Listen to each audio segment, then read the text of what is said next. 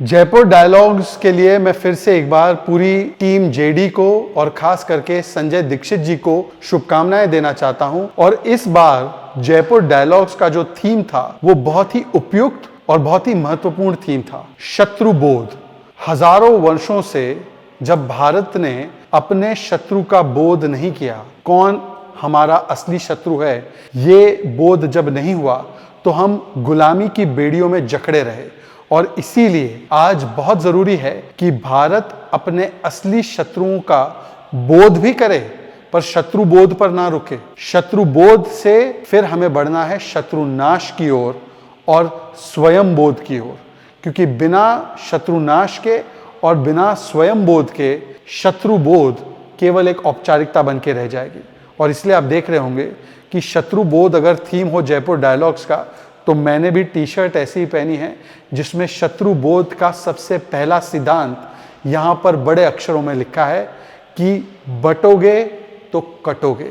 बांटने कौन आ रहा है? कभी जाति में, कभी मजहब के आधार पर, कभी पंथ के आधार पर, कभी भाषा के आधार पर। कौन है जो शत्रु की तरह सनातन शक्ति को भी और भारत की शक्ति को भी खंडित करना चाह रहा है?